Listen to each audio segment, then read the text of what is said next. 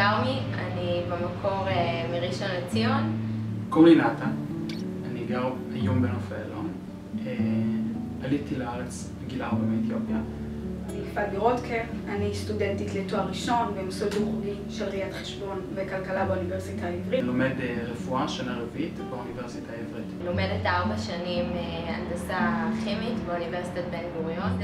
זה לא היה משהו טריוויאלי אצלנו במשפחה ללכת ללמוד. ההורים שלי אין להם השכלה גבוהה, אבא שלי לא סיים תיכון, אבל היה להם מאוד מאוד חשוב שאנחנו נלך ונלמד.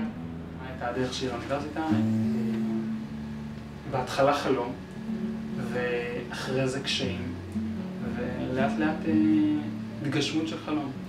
החלום שלי זה באמת להגיע למימוש מקסימלי, הן במישור המקצועי והן במישור האישי. הייתי כן רוצה להתפתח ולהמשיך בתחום המחקר.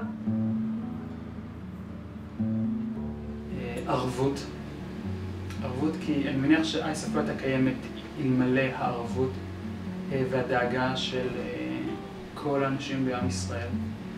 מצוינות ולקיחת אחריות. ערך לשוויון, כי אני חושבת שהם באמת מצליחים ליצור שוויון הזדמנויות לסטודנטים. מנהיגות, שזה משהו שבאמת ככה עולה מהשיח באייסף, בעיקר במפגשים הדו-חודשיים. הרצון לעזור, האמונה במטרה,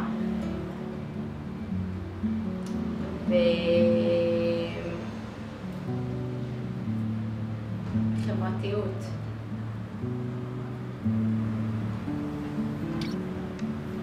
אני מניח באחד משלבי ההתמחות. אני מקווה שאני אהיה מתמחה טוב ורופא טוב ואבא טוב ובעל טוב. ממשיכה להתפתח בתחום המחקר, זה גם תחום שאני עובדת בו כרגע, אני עוזרת מחקר, ומשתלבת במגזר הציבורי, באמת מתוך רצון לשנות. שאני אסיים את התואר השני, אולי אפילו את הדוקטורט כבר, שאני אמצא עבודה טובה, שאני אוהבת אותה ונהנית ממנה במקצוע שלי.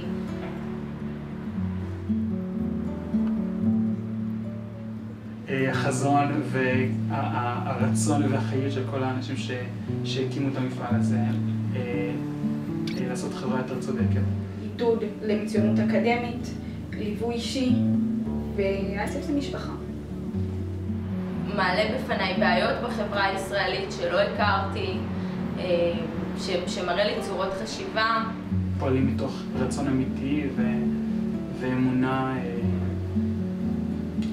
להביא את החברה הישראלית למקום טוב.